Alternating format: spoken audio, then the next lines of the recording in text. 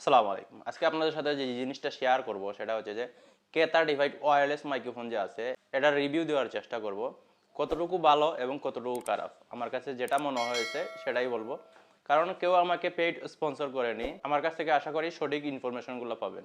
এটার এক্সপিরিয়েন্স কীরকম আমি যেহেতু অর্ডার করেছিলাম দারাজ থেকে অর্ডার করেছিলাম। এই যে দেখতে পাচ্ছেন K35 এটাই রিভিউ করব। তো চলুন প্রথমে আনবক্সিং করি। প্যাকেটের ভিতর কি কি আছে ওইটা দেখানোর চেষ্টা করি। আমি দুদিন ব্যবহার করেছি, তারপরও আপনাদের যে ইনফরমেশনগুলো আমি দেবো সেটা হচ্ছে যে প্রথমে কিন্তু এই দুইটা মাইক্রোফোন পাবেন, আর সাথে পাবেন যেটা হচ্ছে এরকম একটা বক্স পাবেন।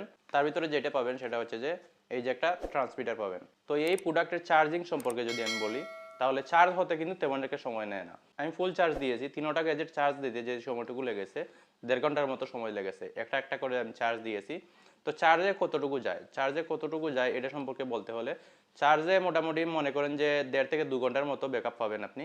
তো মূল যেই বিষয়টা হচ্ছে সেটা হচ্ছে যে এটার সাউন্ড কোয়ালিটি কীরকম আপনারাই শুনে নিন। আমি যেই ডিভাইস থেকে বর্তমানে রেকর্ডিং করতেছি এটা হচ্ছে বয়া M1 Pro। এটা দিয়ে কিন্তু আমি রেকর্ডিং করতেছি, এটা দিয়ে কিন্তু আমি সবসময় রেকর্ডিং করি। তো এটার সাউন্ড কোয়ালিটি যেরকম আমার কাছে মনে হয়েছে একটা বেস্ট সাউন্ড কোয়ালিটি। বর্তমানে যে সাউন্ডটা শুনতে পাচ্ছেন এটা হচ্ছে K35 এর সাউন্ড। কাছে থেকে রেকর্ডিং করলে এরকম হয়, আর একটু দূরে নিয়ে যদি রেকর্ডিং করেন তাহলে এরকম হয়।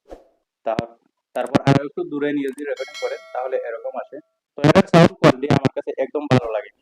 K35 এর যে সাউন্ড কোয়ালিটি আছে এটা একদম বাজে। তার জন্য আমি রিটার্ন করতে চাচ্ছি বর্তমানে। এটা রিটার্ন করে ভালো একটা ওয়্যারলেস মাইক্রোফোন নিব। তো আপনারা যদি নেন তাহলে নিতে পারেন, এটা হচ্ছে আমার ইচ্ছা। আমার যে প্রোডাক্টটা পেয়েছি এটা হয়তো কপিও হতে পারে, আনঅরিজিনালও হতে পারে, যে কোনো ধরনের লো কোয়ালিটির প্রোডাক্টও হতে পারে।